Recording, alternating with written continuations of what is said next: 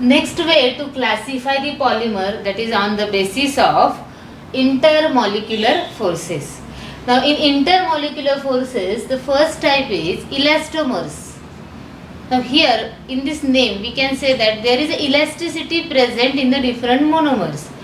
So these are the elastic polymers having weak van der Waals force which permit to polymer to be stretched and few cross links between them chain that helps to retract it onto the original position.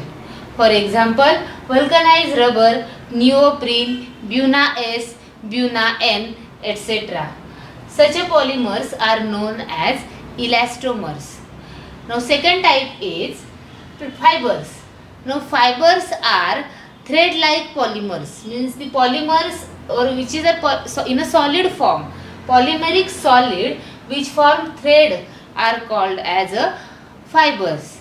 They having high tensile strength, and this is due to the strong intermolecular forces like hydrogen bond or dipole-dipole forces, and due to that they having crystalline in a nature. They are crystalline in a nature. For example, nylon 66, terylene, etc. Means in a daily life, the synthetic polymer or synthetic fibers which we are using are known as are considered into under heading fibers. Now next is a thermoplastic polymer. In thermoplastic polymer, these polymers having intermolecular forces in between elastomers and fibers. So that's why they can be softened on heating and hardened on cooling and can be recycled in a many times.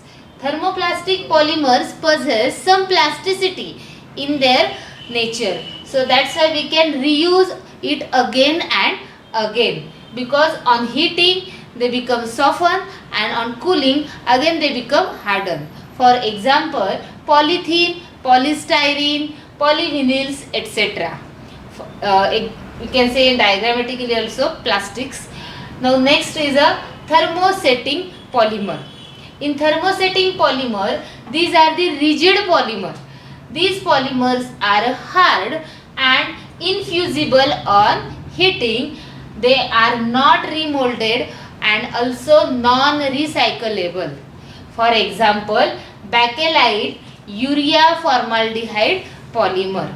These are rigid polymer and we cannot reuse it again and again. They cannot, means they on heating they converted into next decomposed product. We cannot reuse it again. So that's why these are thermosetting polymer. Now next way to classify the polymer is on the basis of types of different monomer. The first type is homopolymer. Homo means same or equal. So a polymer which consists single monomer is called homopolymer. Means polymers which are formed by single repeating unit, or they are having monomer only one monomers. So that's why such a polymers are known as homopolymer. But in some cases repeating unit is formed by condensation of two different monomers or two distinct molecules.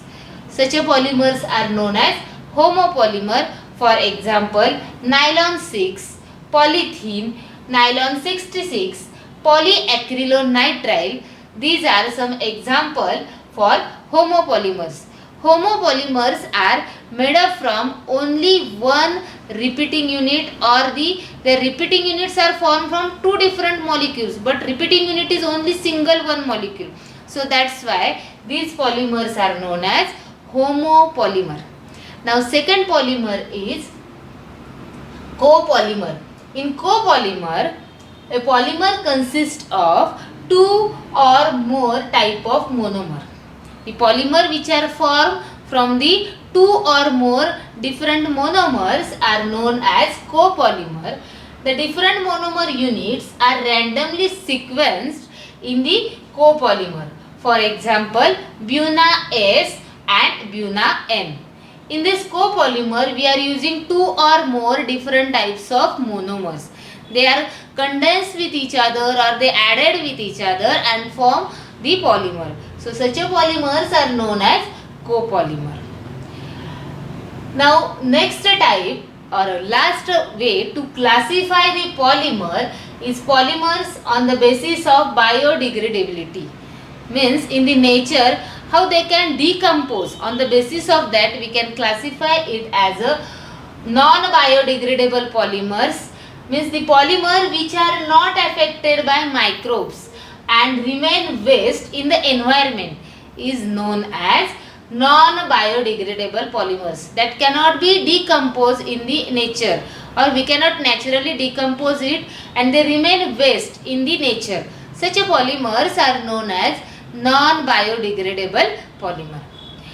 Next is the polymers which are affected by microbes and not create environmental pollution is known as biodegradable polymer, or such a polymers are known as biodegradable polymer which cannot be degradable. Means we can decompose it. We can decompose it and they not remain as a waste and not create a pollution. Such a polymers are known as biodegradable polymer. Here we can completed the classification of polymer on a different ways. We can summarize it in this way, that is, see, polymers are classified in a different way, that is based on source or origin, based on structure, based on intermolecular forces, based on mode of polymerization and based on number of monomers and biodegradability. Based on sources or origin we can classify it as a natural polymer, synthetic polymer and semi-synthetic polymer. Based on the structure they are classified as a linear, branch chain or cross-linked polymer. Based on intermolecular forces we can classify it as elastomers, fibers, thermoplastic and thermosetting polymer. Based on mode of polymerization we can classify it as addition polymer, condensation polymer and ring opening polymers.